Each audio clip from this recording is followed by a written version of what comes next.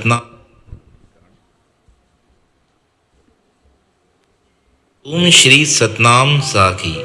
संसार में जन्म मरण का महाचक्र अनादि काल से ही चला आ रहा है। अनंत जीव इस कुचक्र के फेरे में फंसकर अपने जीवन को समाप्त किए जा रहे हैं, लेकिन कुछ अलौकिक महापुरुष इस महाचक्र के क्रम को परास्त कर जन्म मरण की सीमा से भी परे अपने आत्म स्वरूप में स्थित रह कर्म के प्रत्येक बंधन से मुक्त हो उस असीम आनंद में समा जाते हैं, जहां से पुनः उनका आगमन नहीं होता। न तद् भास्यते सूर्यो न शशांको न पावक यद् गत्वा न निवर्तन्ते तद्धाम परम मम। ऐसे ही एक दिव्य अलौकिक महापुरुष थे श्री प्रेम प्रकाश मंडल आचार्य ब्रह्मनिष्ठ सद्गुरु स्वामी टेऊराम जी महाराज, जो स्वयं भगवान शंकर का स्वरूप हो जगत के कल्याण के लिए अविभाजित भारत के सिंध प्रांत के एक छोटे से गांव खंडू में पिता चेलाराम व माता कृष्णा के घर 6 जुलाई 1887 के परम पुनीत शनिवार के दिवस पर प्रातः 5 बजे अवतार धारण करके आए थे। घर में पूर्ण संपन्नता होने के पश्चात भी उनका मन सदैव संसार के विषयों के प्रति उपराम ही रहता था। बाल्य अवस्था से ही माता पिता ने साधुता के संस्कार दे रखे थे। धीरे धीरे जीवन किशोर अवस्था की ओर जाने लगा था। एक समय की बात है, सिंध देश के ऐसे महापुरुष अपने गांव में अपने भाई टहलराम जी के कहने पर दुकान पर जाकर दुकान की संभाल कर रहे थे। स्वामी जी दुकान पर बैठकर भजन कीर्तन करते हुए जो भी ग्राहक आता उसे कहते, ये परमात्मा का दुकान है, यहाँ पर धन का सौदा नहीं किया जाता है, यहाँ पर नाम का सौदा किया जाता है। इस प्रकार निरंतर वहाँ भजन संकीर्तन चलता रहता था। भाई, जो चाहिए अपने आप ले जाओ। अरे ऐसे कैसे ले सकते हैं? आप वजन तो कर लो और ये पैसे भी गिनकर ले लो। अरे भाई, वजन क्या देखना है, परमात्मा सब देख रहा है। आप पैसे वहीं रख दीजिए। महापुरुष आते तो ज्ञान की चर्चा शुरू हो जाती। कोई गरीब या फकीर आता तो मुफ्त में ही उसे दे देते। 5-6 महीने में सारे शहर में यह बात फैल गई। भगत चेलाराम जी की दुकान पर सौदा अच्छा और सस्ता मिलता है। अब तो गरीबों और फकीरों की संख्या दुकान पर बढ़ने लग गई। कुछ ईर्ष्यालु व्यक्ति टहलराम जी से संत जी की शिकायत करने लगे।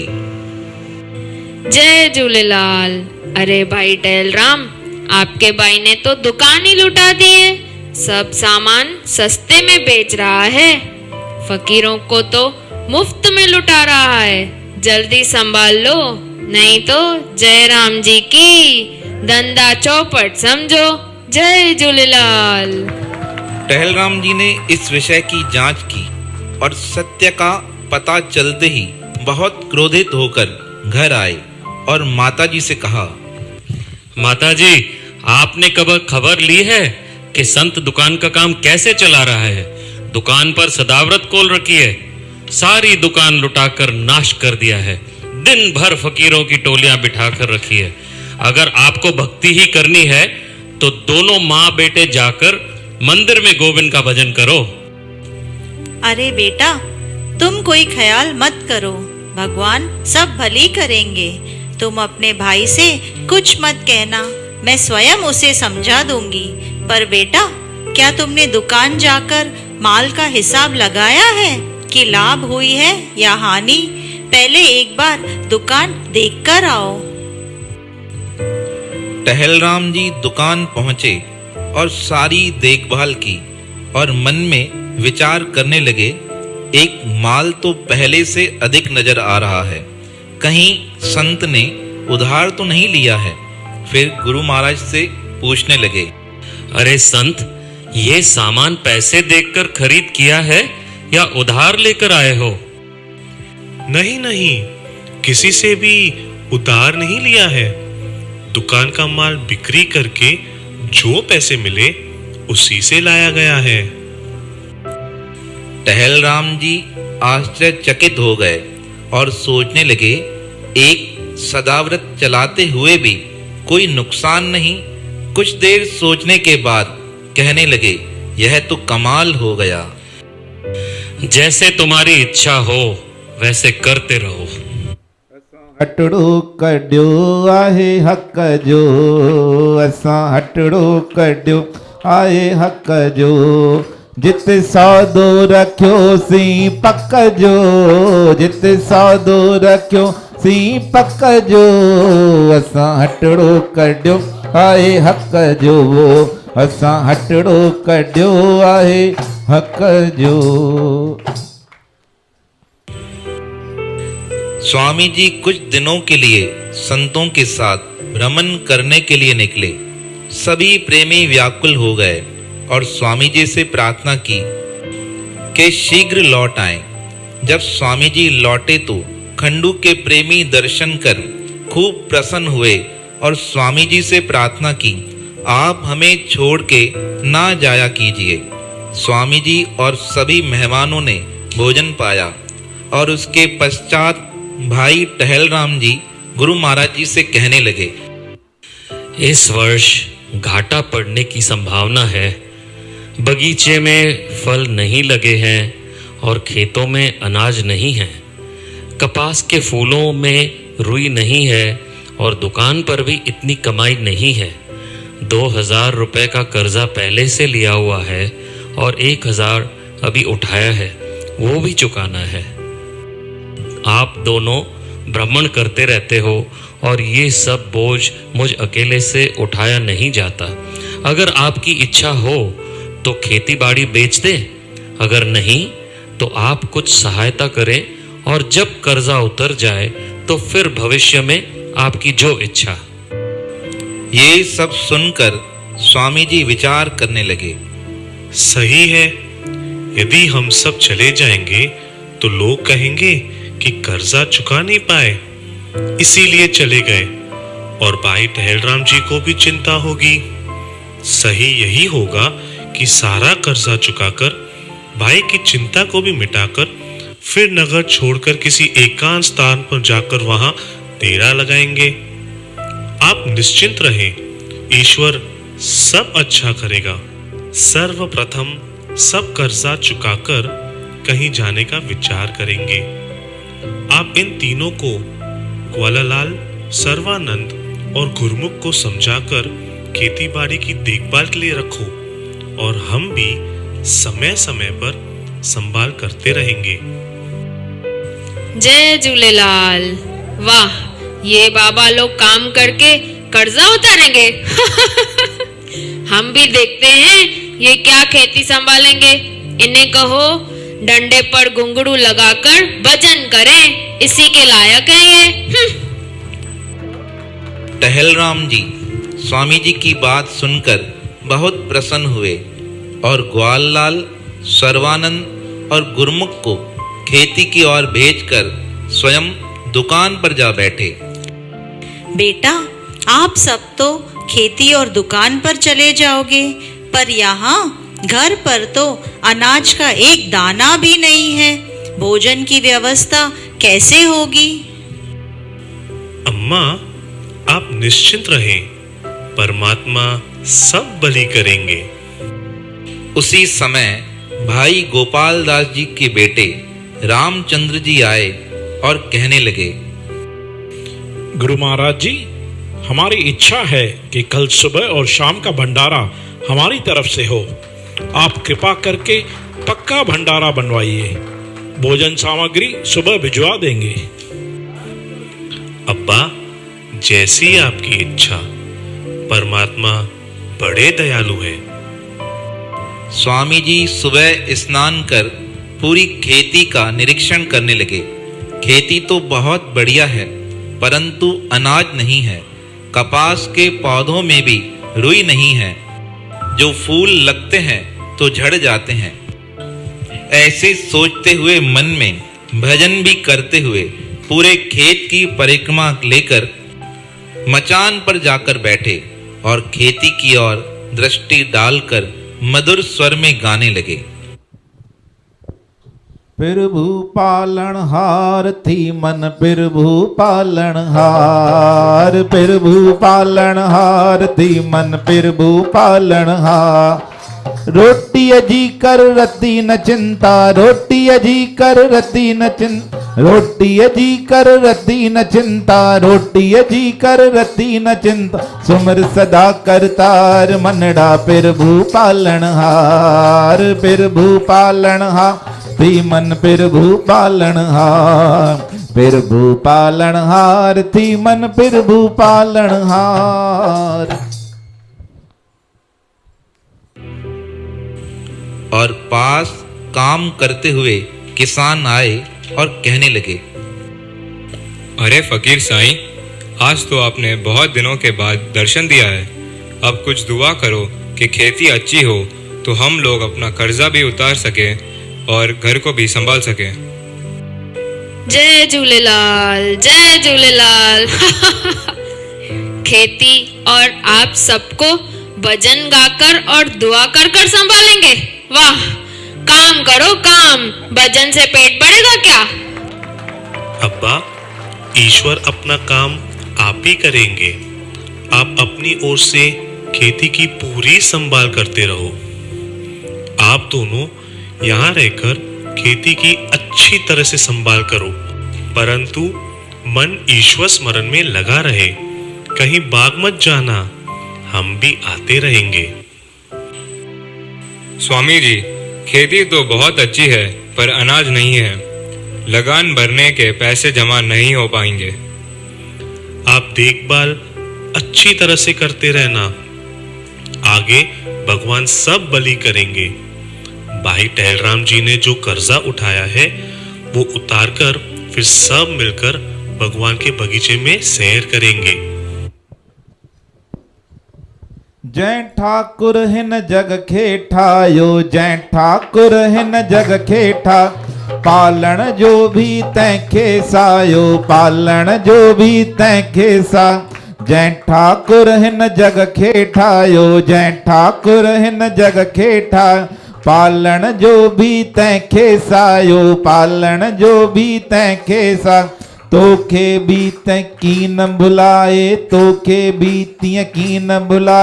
अटल रखिज एतबार बंदा प्रभु पालनहार, प्रभु पालनहार थी मन प्रभु पालनहार, प्रभु पालनहार थी मन प्रभु पालनहार।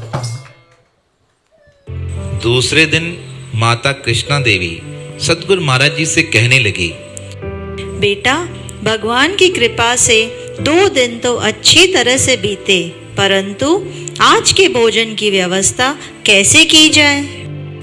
माता जी स्वामी जी से अभी बात ही कर रही थी तो माई भोजी गुरु महाराज जी की भाभी भाई टहलराम की धर्म पत्नी अपने गहने लेकर गुरु महाराज के सामने रख और हाथ जोड़कर कहने लगी, हे प्रभु, ये गहने हैं, आप इन्हें बेचकर भोजन सामग्री लेकर आए तो संतों के लिए भोजन तैयार किया जाए। गुरु महाराज जी ने ग्वाल जी को आज्ञा दी, ये गहने बेचकर भोजन सामग्री ले आएं और फिर संतों के लिए भोजन तैयार कराएं। तब माता कृष्णा सत्संग के बाद स्वामी जी से कहने लगी, आज के भोजन की व्यवस्था तो हो गई, अब कल क्या करें? घर में तो रुपए पैसे भी नहीं है कि भोजन सामग्री मंगाई जाए। माता, आप चिंता न करें और निश्चिंत हो जाएं। सवेरा होने दें, परमात्मा सब भली करेंगे। स्वामी जी दरिया पर चले गए और स्नान ध्यान करके लौटे तो माता ने फिर पूछा, अब क्या करें, क्या पकाएं? 25-30 लोगों का भोजन रोज बनता है और घर में ना दाल है ना चावल, आटा घी कुछ भी नहीं है। अम्मा, आप चिंता मत करो, ईश्वर पर पूरा भरोसा रखो। अब पापड़ पकाकर मेहमानों को जलपान करा दो। इतने में अचानक 4 आदमी 25-30 लोगों का पका पकाया भोजन ले आए। अरे भाई, कौन हो आप और कहां से आए हो? स्वामी जी, भाई ईसरदास सालारे गांव वाले ने ये भोजन भिजवाया है। अम्मा, ये भोजन भंडार में रखवा दो और बर्तन खाली करवा के इन्हें दे दो। ये तो प्रभु की अनंत कृपा हुई है, जो पीसने पकाने से भी छुड़ा दिया।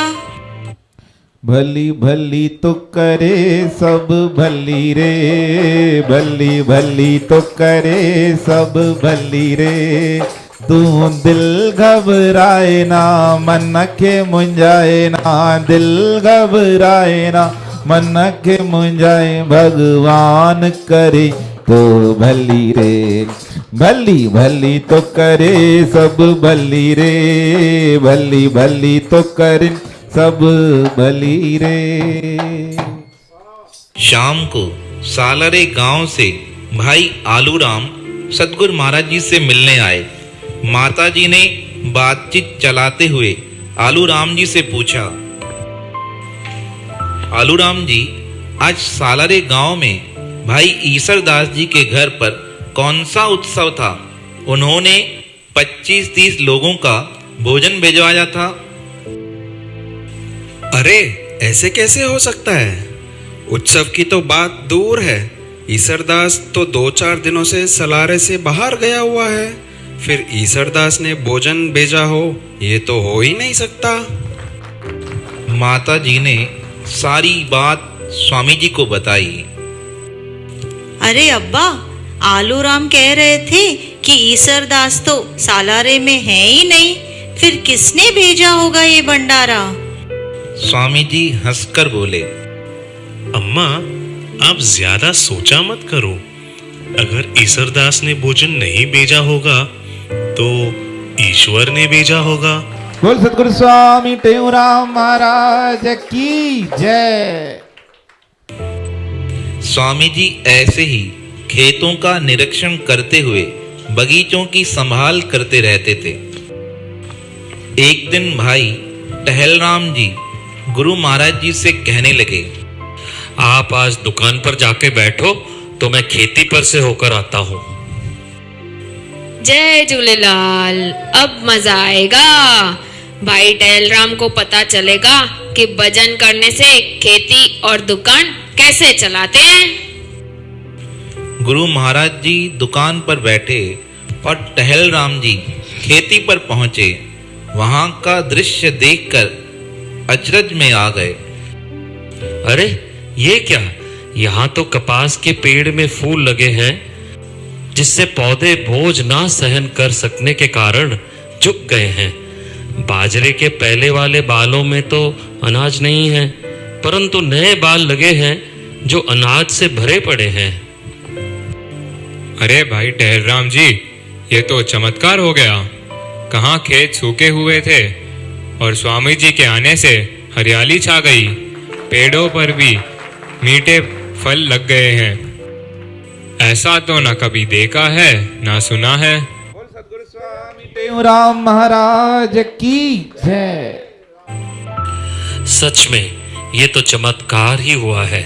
संत ने तो खेत का नजारा ही बदल दिया है। अरे, मैंने अज्ञानवश भगत को बहुत सताया है। त्रिलोकीनाथ भगवान स्वयं संत के रूप में हमारे घर अवतरित हुए हैं। बचपन से ही मैंने बहुत बुरा भला कहा है। ये तो भारी पाप मुझसे हो गया है। इसलिए आज घर जाते ही अपने अपराधों के लिए क्षमा याचना कर उपदेश लूंगा। जय झूलेलाल। अरे भाई, ये संत तो वाकई में जादूगर हैं। यहाँ का तो सारा नक्शा ही बदल डाला। चल भाई झंझट लाल, यहाँ से भाग चल, नहीं तो पिटाई हो जाएगी। जय झूलेलाल। बोल सतगुरुदेव भगवान की। टहलराम जी दुकान पर पहुंचकर देखते हैं संत जी धीरे धीरे भजन गुनगुना रहे हैं। तभी एक माता चावल लेने आती है। भगत जी, मैं बहुत गरीब हूँ, पैसे भी नहीं है, घर में चावल नहीं है, उधार देंगे? हाँ हाँ, अभी लो माता।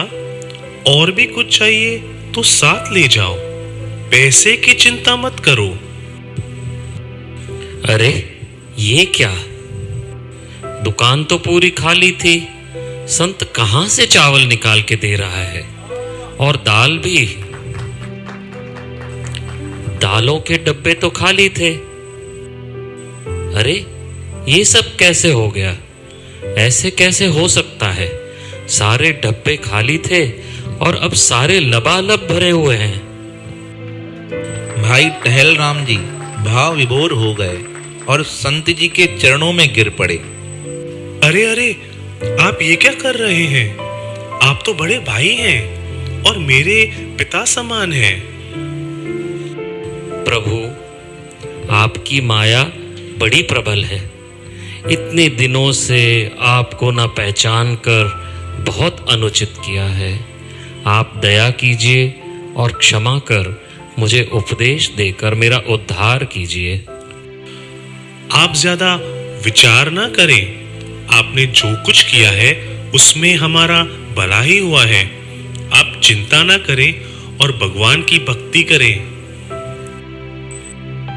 इस प्रकार समय बीतता गया, खेती भी पककर तैयार हो गई।